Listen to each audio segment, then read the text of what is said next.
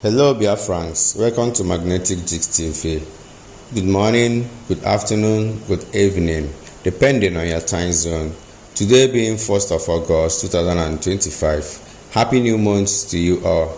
We are bringing this news to you today, being the 1st of August 2025. It was a voice that alleged to belong to Gentle the Yahoo. This voice was released by the DOX. The media team of DOX released this voice. They say that Gentle the Yahoo was the one behind this voice, that he is the one that organized that buying in Arondizog, that recent buying of about 7 or 11 people in Arondizog. So the DOX of IPOB alleged that Gentle the Yahoo is the one that is destroying the people or buying the people of Imo State with his team members and Makeup and the rest of them. So, but the fact remains that, do you think that this voice belongs to Gentle the Yahoo, or could it be an AI? And yes, AI, is this gonna be artificial intelligence? Is it that this voice is an artificial intelligence, or is it a real voice of Gentle the Yahoo? This is a question. Let us interact it in our comment section, because we really need to know, is the DOS saying the truth, or are they bringing up propaganda in order to tag Gentle the Yahoo a bad guy with his team and Makeup? Everywhere the clear. Eba ya run am chok run akita na we bank office ogo ahụ. Achata hala imo ahụ gbagote hala ebe ahụ dịka ahịa. Ala anọ ya we. Yota ebe ahụ dịka ahịa. Even onye m jiere cross we bank office ogo ga ebe amana macha mma ha izo ogo that side of Mofma. Wo junction ebe hili ha ebe amomira adazi chata amomira. Emene chata ebe na ga ịgbadata mgbada ugwu ahụ nweteziri amomira. Webe iyobo yota cross chara ebe ahụ balach tekwa back shi ebe ime village ahụ baiga garuo side ahụ ndị amị la ndị security obodo ahụ jọsoro nọrọ. Even ọ kọwara na ime ndị attack dị very simple, na agbara machine is very simple like this, mee ka ndị ọkada obodo na a ga-agba ha well na a na-eluz guard ebe ahụ ọfụma. So ọ sị na ọ naanị ebe ahụ data ebe ahụ randa about ahụ nọ fuel station nọ yọta na ọrụ naanị ebe ahụ ka ndị security ahụ nọ, which nwere ike rụọ dị ọrụ side ebe ime ama omire ahụ ebe ahụ store nọ, and aga arụ dịsi ọrụ ka rụọ ya towards 9-10 aka ya nwe ndị nọ na shop that period of time. Agba akpụkpụkpụkpụkpụ achọ ofu onye sụọrọ ya Hausa ịghọta, asụọ Fulani ofu onye were English kọwaa say now we don't enter walai, say we don't enter, now we own this ground, since we no one make we claim our property, we must get them by fire by force. Men I thought now the men ya gija got no uniform with that before, the military uniform in the uncle. You have police uniform, you need to go, I can afford it. According to the man, I want any their police uniform. You let me know, I can provide more. Okay, regard the movements. We don't can dragon. Yeah, Anja, come let's hear give us a try reply. Okay, I'm watching the source. One we need to work to cover ourselves up. And the other mepo halabam, other broadcast is possible. No time we can come up on our last one. I can come up and make broadcast. I can come up by myself and make the broadcast. She make sure I'm on mamu. Ogodi Guahaga, Ogodi Muddy is the game now, Ogodi Muddy is all we she. Release your phone, camera has 7. Release here where I was a sorry, I only cause with English. So what I say, una say we no go agree, una no go agree to give us our land. Now plan we don't come to claim what that belongs to us. Rebecca, why only can happy, I'm more happy I am also. Only can gaga cause a home. I had the game now, final game I'm going to take on.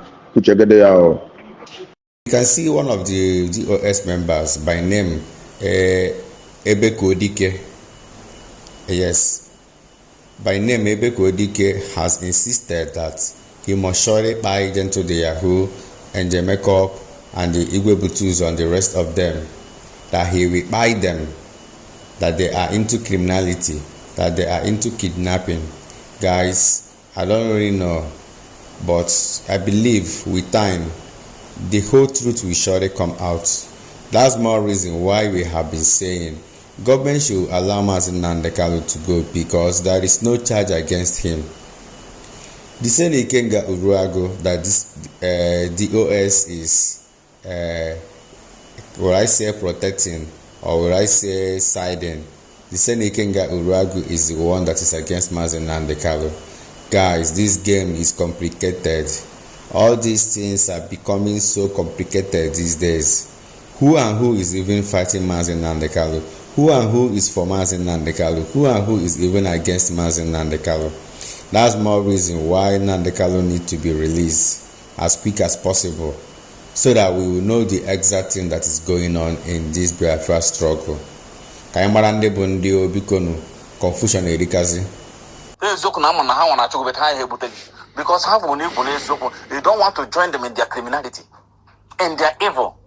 That was why they hate Ikenga Uruago. That was why they hate Shina Sanwo-Olu. That was why they hate DOS members. That was why they hate me. Men is gentle yahoo and Jamaica, Temple, Butozo, all of them Mejisa will make foundation gating. I want to go in the DOS, Mejisa will make foundation gating. Imo State, this young man here, IZUGO, his business that worth millions of naira. And according to this man in this video, this man said live and direct that it was the Musa boys and Lasare boys that came and rooted his shop, rooted his little oil firm, destroy things, cut away properties, cut away his money. He didn't say that it was the Biafran Liberation Army that did it. No, he said that it was the Musa boys that did that. So many things are now happening in Imo State. Kedende na-eme nke ha na-eme, kedende na-eme nke ha na-eme. Aghọtaghọzi m ndị bụ egbe akarịka. Ndị bụ egbe akarịka. Kedende na-eme nke ha na-eme, kedende na-protect, kedende na-eme nke a. Is a question that is in the lips of everyone right now. What is going on in Imo State?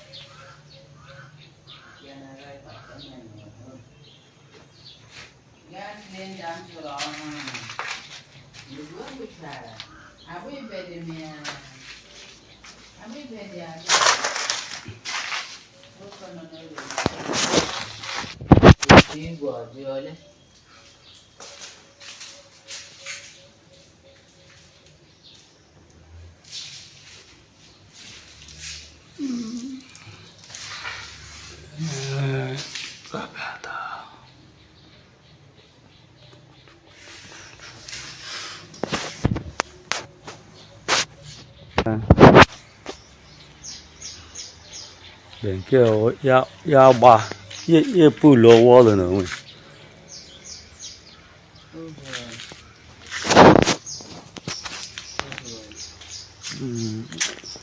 Ôi quá bè.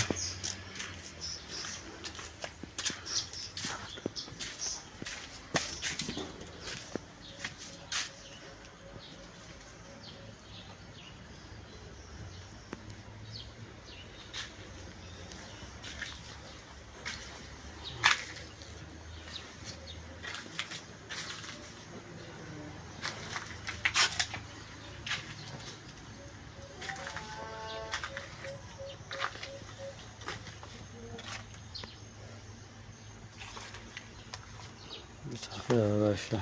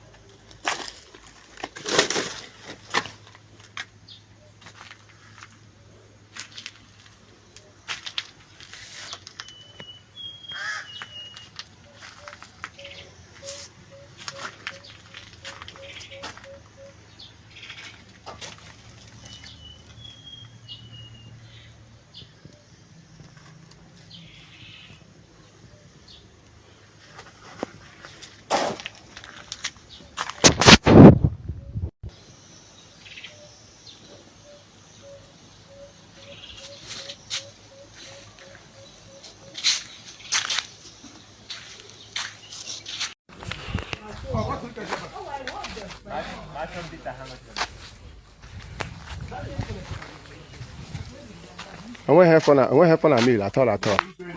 Where they no remain. Even I shall lose. Him shall lose tire. All the car tire motum. Tire motum kajitina motoka. Look how much I lose tire now. How lose the tire? We're back him as a supporter. I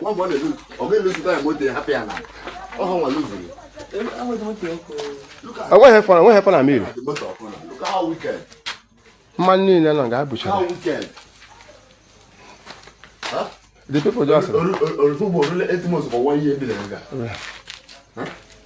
I want have fun. Nothing remain. Okay, just them but business close. Business close. We help on work as a carry one Henry. Now, every child my gas tank. Le lista. Buru here pack your lista by your. Huh? Buru digester. There, if I ain't got time, okay, no. Never is solution. Oh, will mamma the how? I want to go on your hand, and hand. And where even le question le Benny. My even my oil engine oil pack le ha buchara. Le question you ha ku buchara.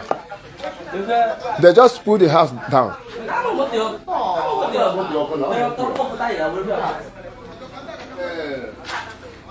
All not the possible Hebrew this boiler ha ga-ebu ya. Awa ha mefara o. Chineke lekwe. Awa ha mefara. Awa ha mefara.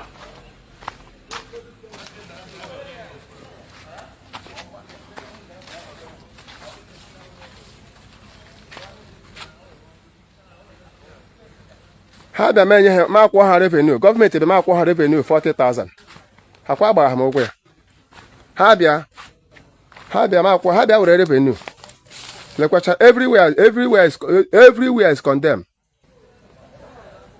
condemned ahụhụ ine m tara ya for 6 good years is gone.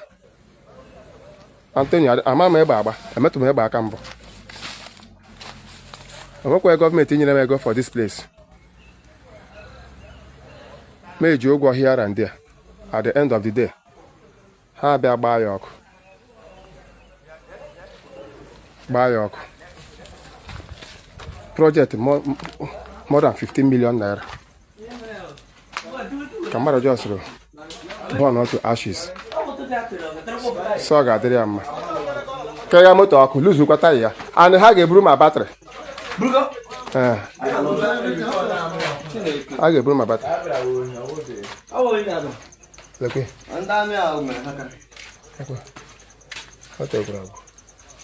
Tires in there, tires in there. 65,000 each. Tires in there, 65,000 each. And as we are by credit. You take them to go here and there.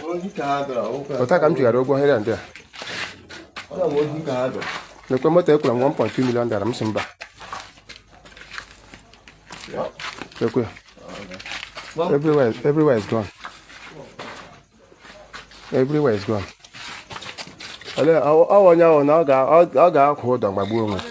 If you want that, die. Nothing concern us. Okay. Bubtacha had 2 boss. Chucha 2 suni in there. 2 suni na 2 boss. Hackbury. I want have run. Nothing remain.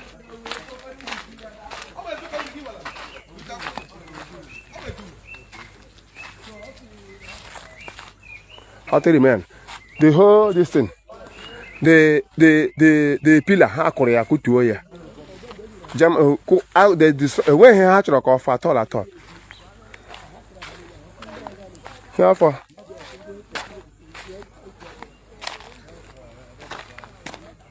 I want nothing remain at all. Nothing remain. I just push the house completely down. Abaliala. They don't try. I don't try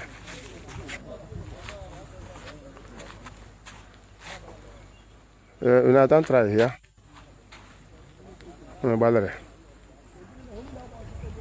Okay, there. Ciao. to she dua sacha ya ba roof go agwo Cameroon sin ka wonanga ga je ze ambe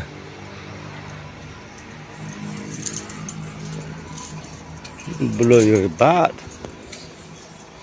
and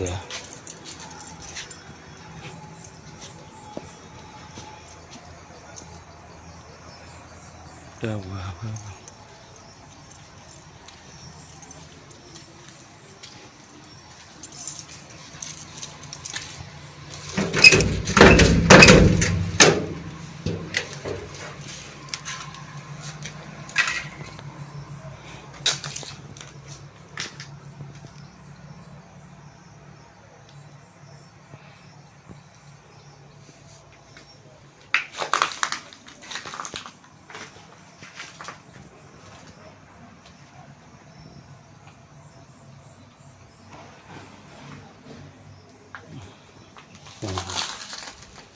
To ashes.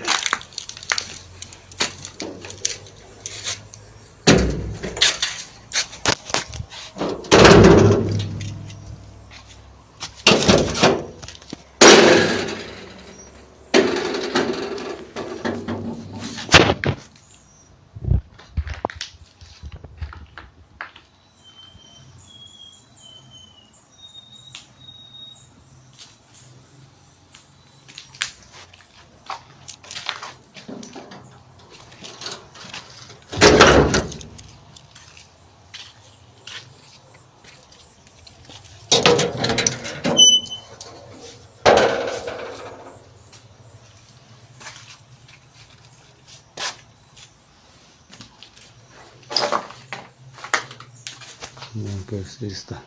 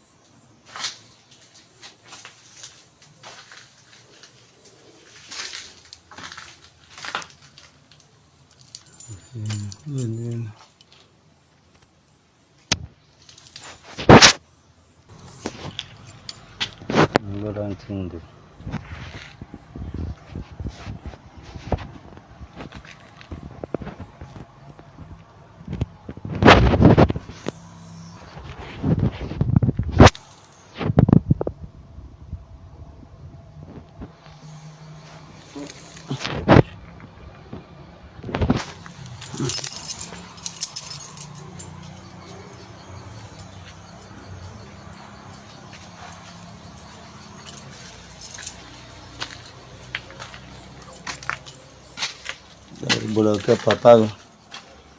Uma fridge. Agora tu fridge que eu é piaça tá freezer.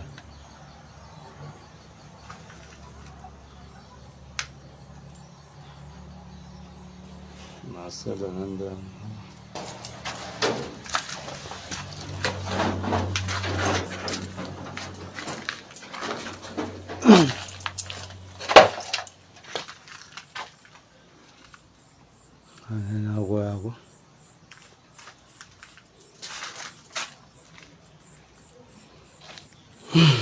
Thank you. Because according to this young man here, this young man by name Okurora was kidnapped in Imo State, that is in Omaka precisely. He was kidnapped there. He went for a charity just to donate money to one of Imolite brother that is having a kidney failure, that is almost at the point of death. He went there and solicit for fund for the guy. His fans cooperated though, but the story did not end well, man. He was kidnapped, he went through things, he saw things. Let's just play his video little so that you can understand what we are telling you that is going on currently right now in Imo State.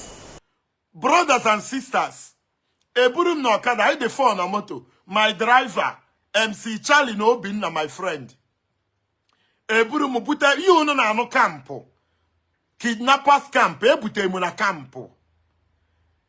Ebwede na campo nda adero na military cantonment. Ebwede na campo nda adero na military cantonment. Anama yo biko, can you please tie my eyes? Achomu ko onye mbo fom mo kan fo onye maka happy babum. The truth is that I don't want to die. And the yene major babum madu ba akpotage ifu onye ma ogbabu ogi. Nsi biko na unu melu mebere unu kechie manya. I was the one begging them ha kechie manya. Ekechiro manya. Asim mepe anya na kampu mepe. After more than 100 boys bu egbe. After mo ejimanya mfu onwo mo. Enwe ndi ticha mma na omo na akoko. Anozimo na eche ka ewere mma. Asem na ga eji mma gburie my skull. Ihe na-echezi bụ asụgo m Chineke ekpere ahụ mkpe asị m Chineke otu o si masị gị ọ bụrụ na ọtata bụ July 30 ga-abụ my last day on earth nsị Chineke ọkwa ịma na enwe m nne nwere ofu okwu ọkwa ụma ha we struggle biko nsị Chineke na-edo m my mother anya ụmụnne m console ha ono ọbụla o si dị to the glory of God anụ m ene anọ m ona anọtụ ona elere izi egbe n'enu close range anọkata m chebe ọchị n'ime obi m asị m Chineke na ọ bụrụ na ọkịka m na-akpọ I want to see myself again in Enugu State. Asị m Chineke na ọ bụrụ na ọ gị nwa ka m na-akpọ enwe ndị si m gose egbere m fonu m niile kponye ha do you know na ewere nke moto m onye ọbụla mana ihe nna anya bụ Toyota Tacoma asị m ha biko can you take my Toyota Tacoma moto m nwee security mụnwa mechiri anya je gosi na security the moto si na biko unu onwe ike iburu moto a ka m were ụkwụ gbapụ ụzọ je maa ka m esi nweta onwe m n'Owerri naba I surrendered my moto I surrendered phone m niile si ha na password phone m niile were phone m niile buru my moto rapụ m nna Chineke dị egwu unu ọma na onwere onye metụ m aka n'alụ ịma na onwere ofu onye ka m mepere anya mfụ na half of ndị kidnapụrụ m onye mbụ ha na-asị onwe ha na onye a bụ okwuluọra ndị Igbo na onye a bụ ezigbo mmadụ na onye a na-enyere ndị mmadụ aka ihe niile anọ n'ụmụaka na Njaba local government area of Imo State enwere ofu mkpụrụ onye metụ ụmụaka n'arụ ana m agwa gị eziokwu ha were ego niile m nwee ha kpọrọ m jee na POS I was taken to POS wekọrọ ego niile m nwee even ego niile ahụ m wee eji m obi m niile wee nye gị ya ewere m ego m niile nye ha sị ha biko burunu moto m unu ewere ego m niile burunu moto m chiri fonu m ofu ihe ka m na-ayọ ha asị m ha biko meelunu m ebere abụ ihe niile abụ ndị Igbo please ndị a bụrụ ndị Awụsa Fulani ịma ndị be anyị na-awọrị onwe fa oge asịkwe m na Fulani adịghị eme ihe n'ala Igbo ndị kidnap bụ ndị Igbo ha niile na-asụ Imo State. That's why we have been shouting and keep saying, why is Imo State the worst hit? Imo State is not the only state in Biafran land at the moment. Imo State is not the only state we have in Southeast geopolitical zone. But why is Imo State the worst of all this thing that is happening? Insecurity. Well, like we always say and we always believe, it's not going to last forever. Let the God of Biafran land keep us alive. The genuine ones, let the God keep us alive. At the end, we will rejoice. So Biafrans, thank you for watching this video. Remember to subscribe with us, Magnetic Jigs TV, for we remain the best. Please let us interact in our comment section. We need to know the way forward. What is the way forward? How do we help ourselves to get out from all this bad news that we are hearing every day here and there in Biafran land.